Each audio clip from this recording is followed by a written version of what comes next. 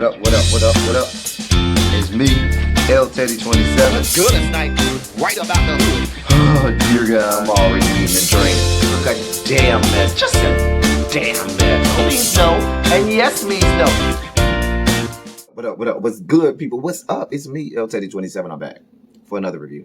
This is going to be our review, ladies and gentlemen, for Lovecraft Country, Season 1, Episode 5. It is entitled Strange Case. Now, when I figured out the title, I immediately, excuse me, I'm sorry for doing all that move. Y'all know I always have little bloopers and crap. Anyway, when I heard the title, I immediately thought of, literature. I thought of The Strange Case of Dr. Jekyll and Mr. Hyde.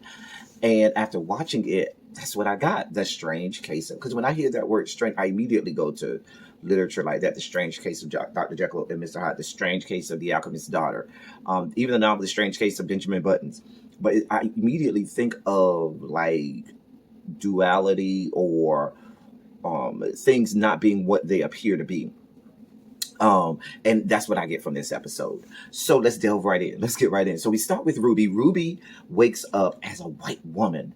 And she's trying to figure out what's going on. She's all disheveled and disoriented and everything. And she makes her way outside. And, she's on the south side of Chicago around all her bunch of black people. But she's looking at her reflection and she sees that she's white. And, the man says, "Can I help you? Are you lost?" Like, she looks like she is, disoriented and everything.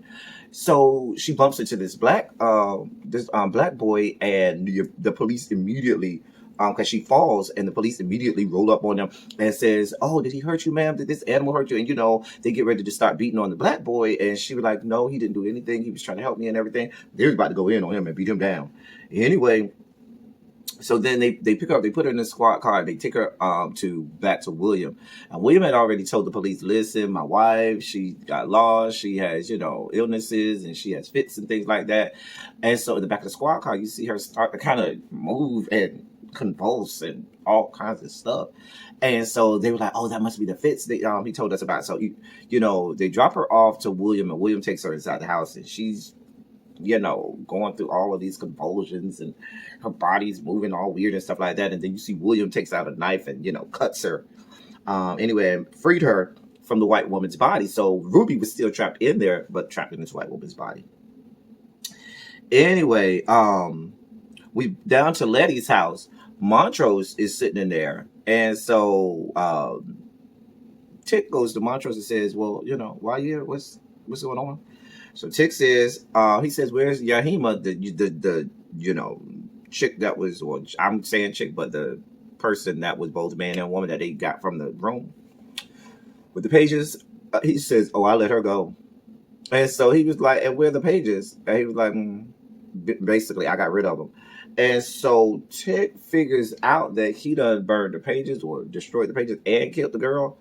And Tick begins to wail on Montrose. I mean, just wailing on him. Now, because I think he figured it out. I think Tick figured out, that Montrose had, did away with them. But Tick loses it, and I felt like this losing it was, this violence that he experienced so much violence as a child from his dad. He experienced violence in the war, the Korean War, violence all around him, and he wanted everything he could not to be his father and not to fall into the trap of this same, life of violence like his dad. And here he was becoming his dad.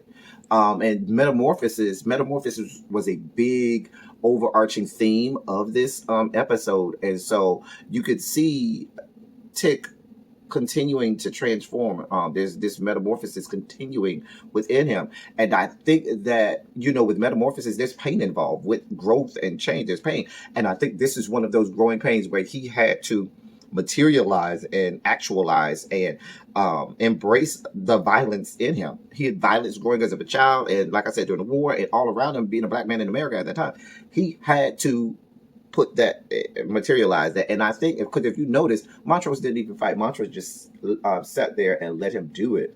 And Montrose is dealing with his own demons, which we'll get to in a few moments. But I think that's Montrose also understood he had to let Tick get that out. And that's kind of what he did.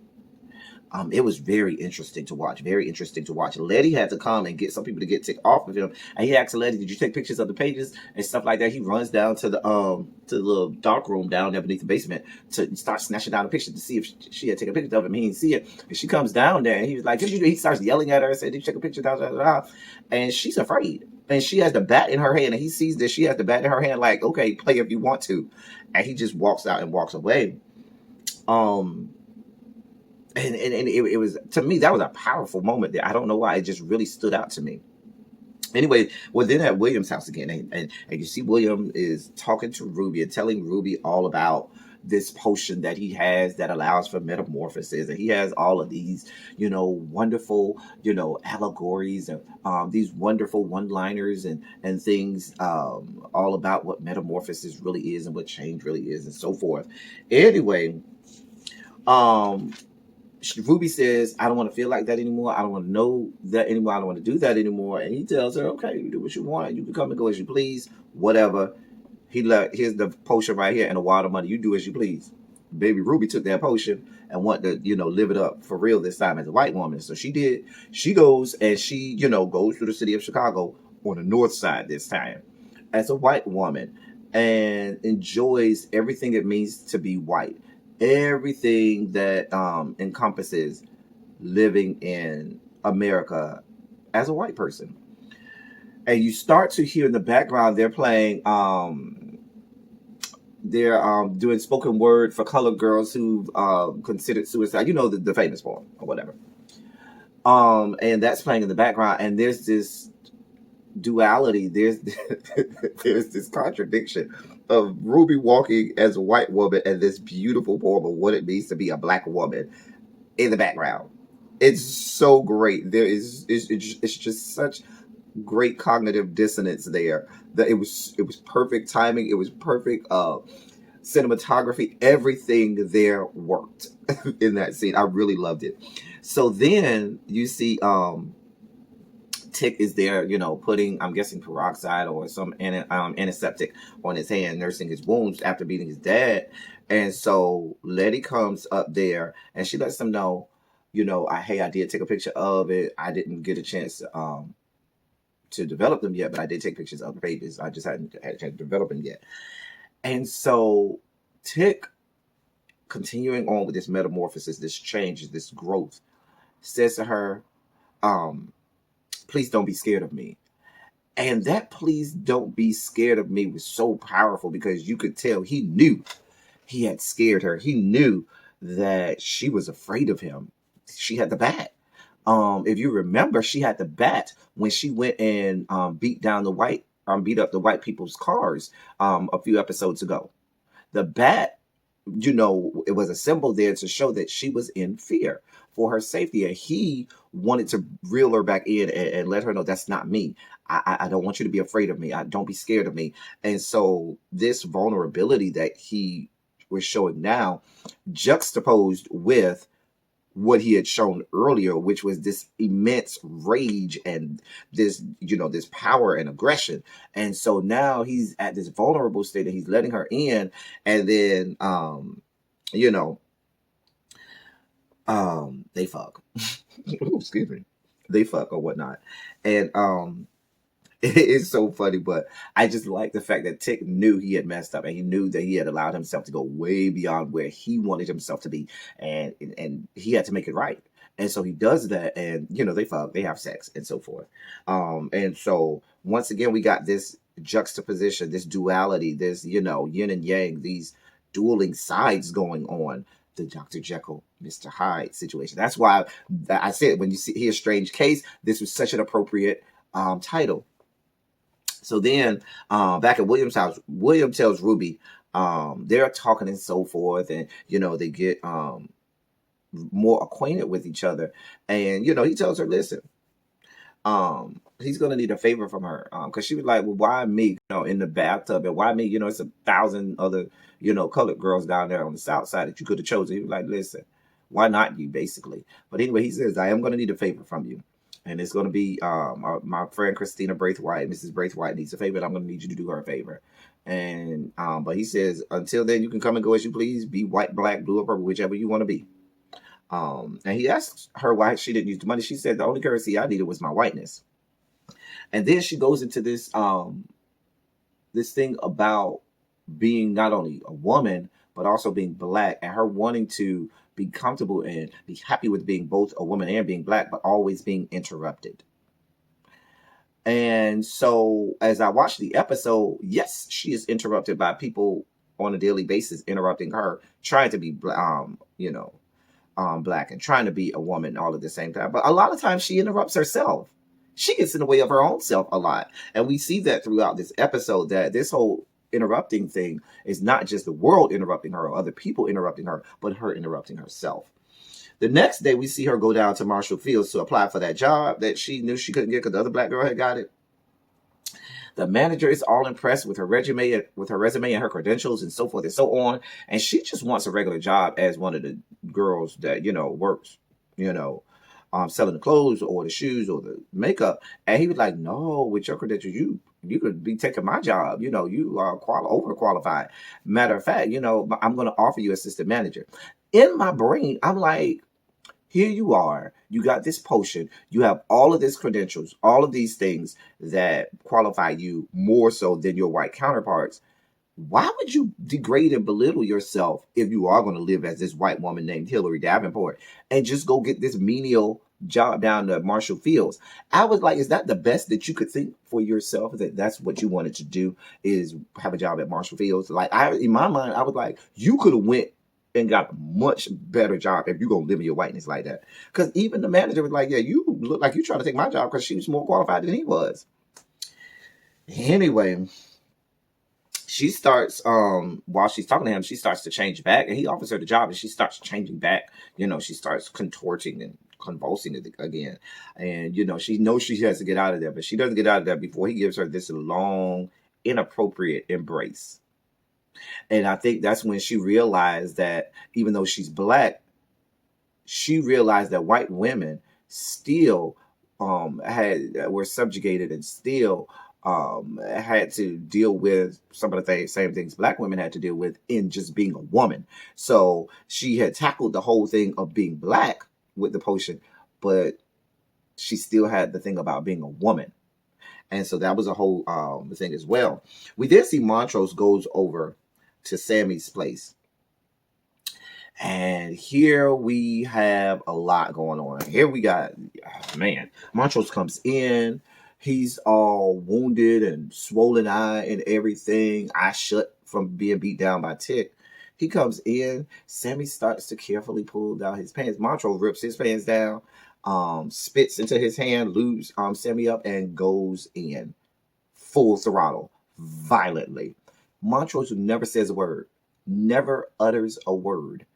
And it's violent. It's caveman like. It's Neanderthal like. I'm sure.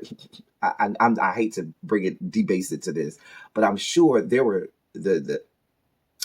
I almost don't want to say it, but I got to in order to give you the full. I'm sure if you were in that room, there are pheromones and there's scents and smells that go along with sex that is exuded from men. And you got these two men in this room having this sex, and it's violent. It is violent and masculine and archaic, and it's just the rawest, most violent form of sex there. And I'm sure there's probably all types of hormones flying through the air, testosterone, pheromones, and all of that stuff. And that's just what I got from watching that scene. He turns around and they're facing each other, and Sammy tries to kiss him, and he doesn't let him. And then he, in this complete 180, then gets on his knees and starts servicing Sammy.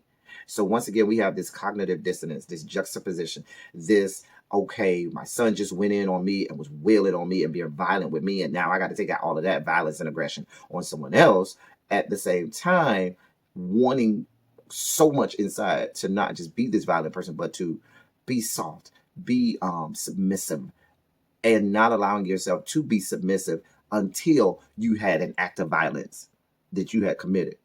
We saw with Tick. Tick had to have that act of violence with his dad until he then allowed himself to be submissive with Letty. Montrose did the same thing there with Sammy. Same thing. Beautiful. I mean, just the writing is just so beautiful when you think about all of these duality. Strange case. Dr. Jekyll, Mr. Hyde. Montrose. I mean, it was Montrose through all of this never utters a word. We did not hear Montrose's voice at all.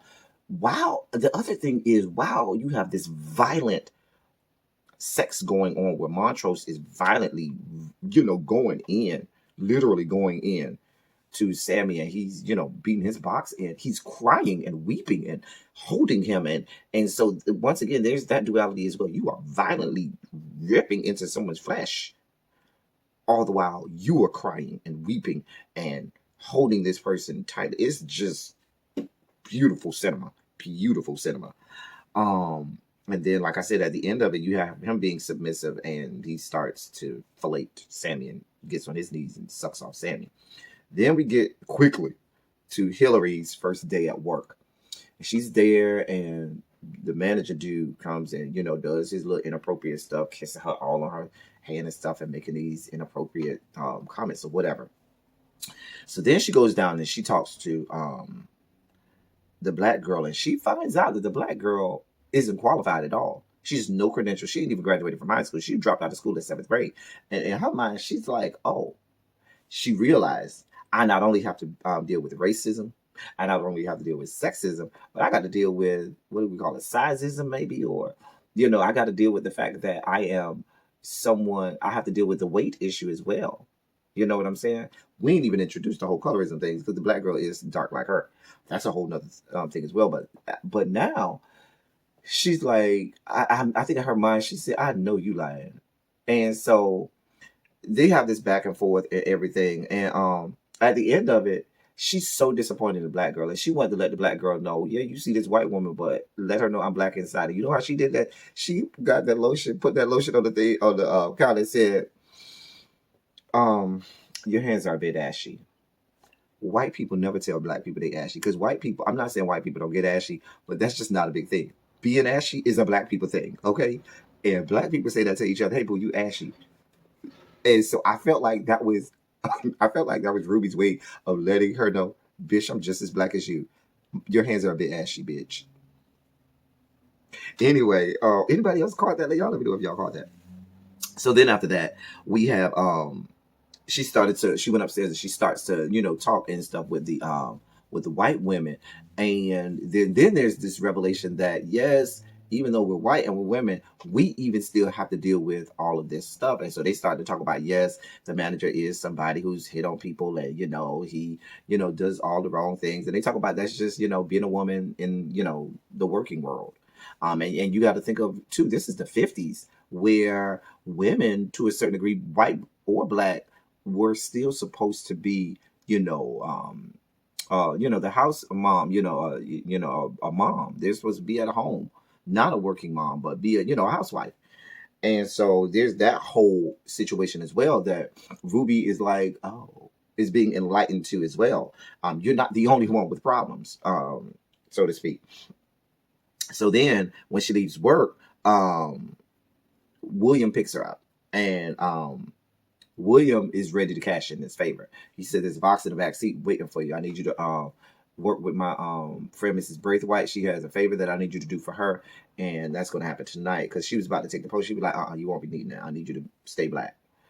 And so she looks in the back seat in the box, and there's this, maid server type uniform, and she immediately knows,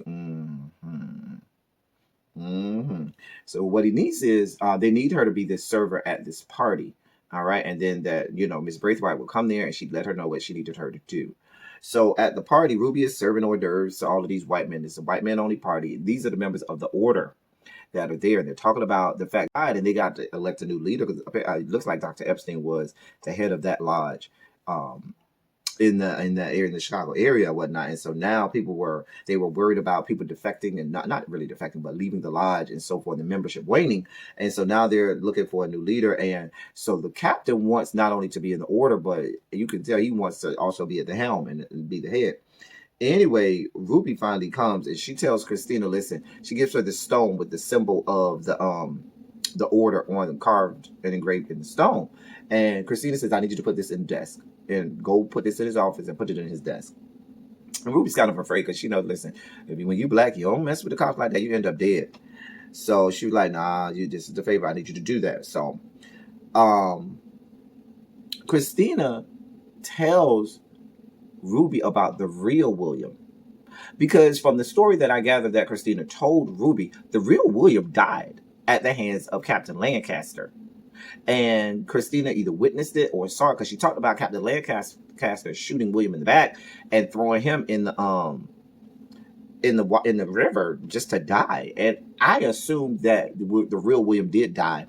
And Christina, who we later found out, took on the role of William, took on his body type when she would go through her own transformation with the potion.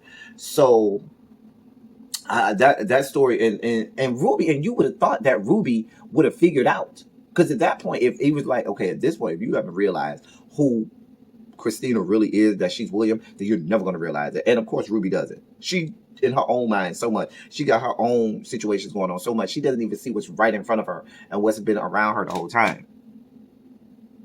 Ouch. Something stabbing me in my foot.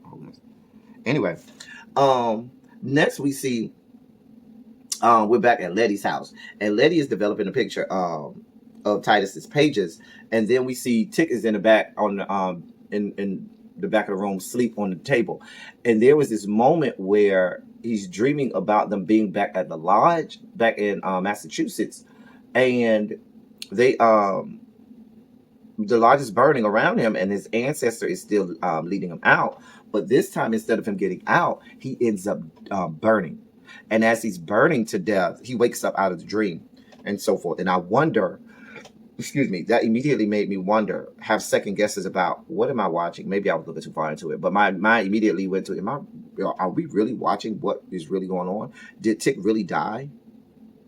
And we didn't know it? Is this the real Tick? My mind went so many places because I was really trying to figure out, why did they show us this dream? I'm sure we'll find out later on. But my mind went some places. Y'all let me know if y'all mind went some places when y'all saw that dream as well. Anyway, he wakes up out of the dream.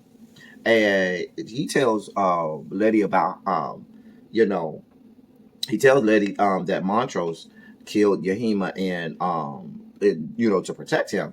And Letty is like, listen, it's this stuff, it's these pages. Your dad is probably right. This shit is evil. And we don't need to look any further. And Tick was like, no, the pages is not evil. This is not evil. It's just what you do with it that makes you evil. And she was like, but look what your dad did with it to protect you. And, it's, they're having this argument because Letty is inherently hell. And Letty done died. I went Letty like, hey, boo, I done died. Hello. And that's why I say, I wonder if Tick maybe did. I don't know. Something about that dream has really got me kind of like, that dream, it was strategically placed for a reason. Anyway, back down to the party. Ruby finally sneaks into the captain's office, and she puts the stone in the drawer. But then she hears something in the closet. She goes to the closet, and there's this white man in the closet, tongue cut out, almost looked like his throat, his tongue was, cut out, almost looked like his throat was cut or whatnot. And he's hung, handcuffed in this closet and making these noises. And then she hears the captain and some gentlemen coming in, so she has to get in the closet with him to hide. So she's in the closet with this man hiding. He's bleeding all on her and stuff like that. And she's, having dry heaves and stuff like that. And so they begin to talk about, the men are out there talking all about how he's doing everything he said. He's tap dancing and, shaking hand and kissing babies, trying to, do what he can to get where he needs to get within the order or get in the order and so forth. And so in my mind, and, they're talking back and forth, and they eventually talk about, this is some criminal. They're trying to get to tell where something is that in a river or something. Like they need some intel from him about some case or whatever. And then he was like, yeah. And they were like, has he talked yet? And he was like, no, he'll eventually talk. And so because they hear him making all the noises in the closet, and they know the man is in the closet. So that takes me back to the whole thing with William. Apparently Captain Lancaster is not one to be fucked off with. So that's why I believe that the real William did actually die. And maybe Christina found out or saw it or witnessed it, or maybe saw it through her little visions. You know, she could see stuff. And so that's why she took on the body of William, because she knew he was dead. Anyway, back down to Marshall Field. Oh, before we get to Marshall Field, so Ruby is in this closet, and I'm sure as bad as Ruby thought she was overnight, she was already upset. You saw she had an attitude when she was, you know, doing the hors d'oeuvres and everything. As bad as she thought it couldn't have been as bad as what that man was going through, having his tongue cut out, over there locked in the closet, handcuffed, and so forth. So she had to probably say, child, I might have thought my life was bad, but this is a white man. This ain't a white woman. No, this is a white man having a way worse night than I could ever dream of having. So back at work the next day, she's Hillary again. And the black lady is doing all the wrong stuff. She goes over to the black lady and tells her, no, that's wrong. Black lady was like, I'm doing the best I can. And she was like, your best is not good enough. And she goes in on the black lady about not being mediocre. And I kind of understood her. But it would make more sense if you were black telling her that. But being a white woman telling her that, honey, it didn't come off with right. And so she was like, when she said to her, white folk are even more fucked up than you think. And then she said, they got shit you can't even dream, or you can't even imagine going on. Because last night she locked in this closet with this white man with his tongue cut out, you know, being held against his will and tortured. She was like, listen, and she starts to go into, baby, you think we got it bad? Baby, you white people got it real bad. You might end up with your tongue cut out and being high. And the manager comes over there like, do we have a problem? And so she was like, oh, no, because they start to get loud. And so Hillary, Ruby, is like, oh, well, Tamara, that's the black chick name, said that she would take us down to a club over on the south side so we could let our hair down and have a good time for the night. And so that kind of, you know, gets his mind off of, because the white women, when she had talked to the white women earlier the day before, had talked about wanting to go down to the south side and, you know, hang out, you know, with the blacks or whatnot. Then we see backstage at the gay club, and there's these drag queens there. You got Monet Exchange. Shouts out to Monet Exchange, Shangela, and Daryl Stevens, who are all in drag. And they back there with Sammy, who we find out is a drag queen as well. And they're getting ready to, you know, do a show. They get, you know, putting their paint and makeup on and so forth. And they talking. So they're discussing Montrose and Sammy's relationship. Now, Montrose is sitting there, still mute, silent, listening to all of this. And so they're talking about how whether or not the relationship is real or not, because it's based only on sex and, you know, so forth and so on. And you can't be in relationships with men who can't accept who they are. You know, that whole, you know, conversation. And how it can't be real or sustained if it's only based on sex and so forth and so on. You know, they talk about, it's just the chatter and fodder of the girls. Okay. The girls. I have their chat and fodder. And then we go back to the club on the south side. So now it's at night, and the manager and the ladies are down there with Tamara and Hillary down at this club on the south side, this black club. So they get up to go dance, and Hillary is like, nah, I'm good, I'll sit here. So Hillary goes out back, and instead of taking more of the potion, she's, you know, decides against it. You know, she's just going to stay, because I think she realized, there was this moment where she realizes, this ain't who I am. I'm a black woman at a black club and can't even act black. Nah, I think at that point she realized that she enjoyed her blackness, that she had had enough of her whiteness, and she enjoyed being a black woman. And so after that, she goes out back, and instead of taking the potion, she throws it on the ground and breaks the vial and doesn't take it, and starts to transform back into Ruby. She transforms back into Ruby, got all the blood and, you know, gore and stuff all on her, and she's behind this fence. And then she peeps through the hole because she hears something, and it's the manager guy trying to put the moves on Tamara, and Tamara slaps him off. He's trying to get up in Tamara's box, telling her, oh, it must smell so sweet, da da da. And Tamara's trying to, you know, resist his advances. And she puts him off and hits him, and it makes his mouth bleed a little bit. And she runs away, and he calls Tamara a nigger bitch. And Ruby is looking at this through the hole in the fence. He can't see her, but she can see him. And the gay club. we're at the gay club, and the drag show starts, and they're doing the shows, and all the girls are there, and they're having a good time. And then you had the magic of the gay club. And unless you know what that's like, unless you know what it's like the first time, once you come into it, there's a whole process of coming out. But even after you kind of realize and actualize who you are, that first time when you go to the gay club and you around all of these people that are all gay and black, and it's the music, it's the aura, the feel of the room, it's the testosterone in the room, all coupled with the femininity of the room. It's people just being authentically open and themselves, and there's magic in that. And the first time you experience that, it's intoxicating. You literally, I think every gay guy, the first time he goes to the club, had that experience like Montrose, where you're standing there at first and you're taking it all in, and you're like, what is this? I belong here. This is, and the whole magic of it all just takes over your body, and you finally acquiesce and allow yourself to just let go and be free and experience everything that the club is. And you go through this thing where you try to find that every time you go to the club, but it's nothing like that first time when you first, took that breath and took it all in and said, this is magic. And that's what they encapsulated in that scene where Montrose lets himself go. However, and he finally kisses Sammy, because remember, that was the whole thing. He would never kiss Sammy. And he finally kisses Sammy, and Sammy's in full drag now. But anyway, I kept thinking in my mind, just like Ruby, as much as she was white and liked being the white woman, had to eventually come back to the reality of being Ruby, I kept saying in my mind, Montrose is going to have to come back to the reality of being Montrose. Because Montrose isn't young. Montrose is old. And when you're old, you got a lot of baggage. You're set in your ways. You got a lot more going on than it is when you're in your teens or in your 20s.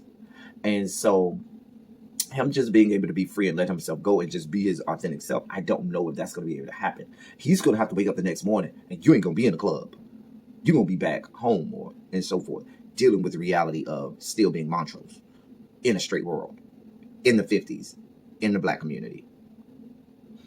So, yeah, duality. And so then back at William's house, I know this is so long, y'all. We almost done. Back at William's house, Christina comes out of the basement, and Ruby is like, wait a minute, that's the only locked room in the house.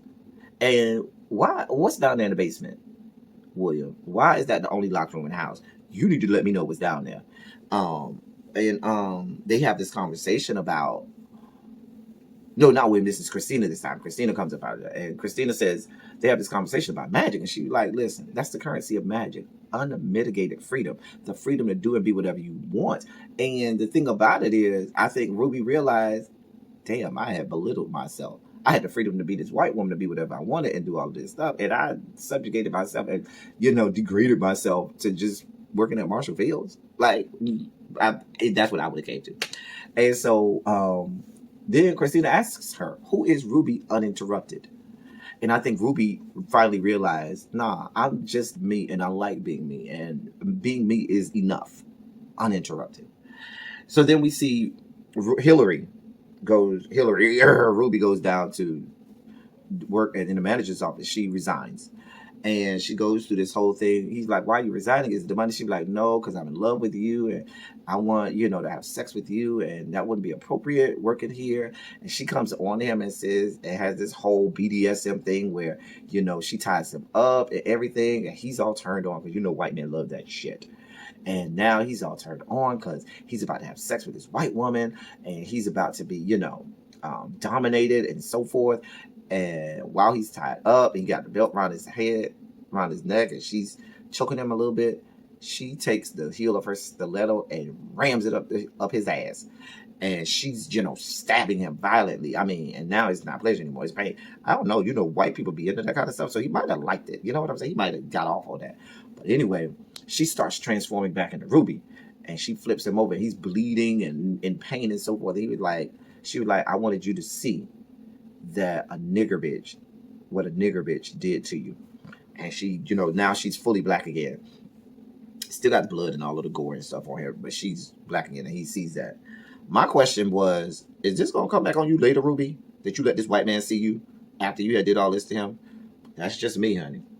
Anyway, next we see Letty and Tick, and Letty is taking a bath, and Tick comes over, and they express their love for each other. Both of them talked about how growing up they'd never really seen what, in their estimation, real love was. Not the kind of love they wanted to experience with one another, and so they talked about they wanted a special love, something special. And Tick is like, this is special. So she talks about her mom and how her mom was a common whore. He talks about his mom and his dad's his mom and his dad's relationship and what a sham that was. And so they express love for each other because they don't want to fall into the trap of having their love be the love that they saw growing up.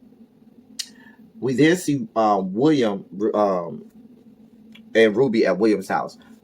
William finally reveals that he's Christina because he transforms back to Christina. And Ruby was like, you was William the whole time. And I think everybody collectively was like, really, Ruby, like you really was that engaged. Like you really just couldn't see the forest through the trees that much. I mean, he basically spelled out that he was the same person the whole time. But you so trapped up in what you got going on, you couldn't even see that. Just a mess. Just a damn mess. Anyway. And finally, the last thing we see Tick. Tick is figuring out this language of Adam and so forth. And he figures out this word in one of the pages.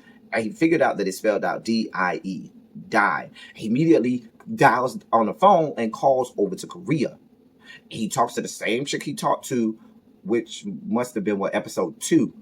The one where she answered that he didn't say anything. This time he said, how did you know? What are you? This, that, and the third. So there's a connection with the Korean person, lady that he left over in Korea, and the order and all of this language of Adam and stuff like that. And it goes off from there. So it's getting so good. Listen, y'all, this is a great episode. Strange Case, Dr. Jekyll, Mr. Hyde. What you see is not what you get. Two opposing sides. The whole Montrose thing. The whole Tick thing. The whole Ruby thing. This is a great episode. A phenomenal episode. So much. I know I didn't cover everything I wanted to cover. But let's get down in the comment section and do it like we always do. Aga about what you saw and what you thought. And we'll be back next week. Same time, same place. That's all I got for y'all. Thank y'all for coming. Y'all drive safely.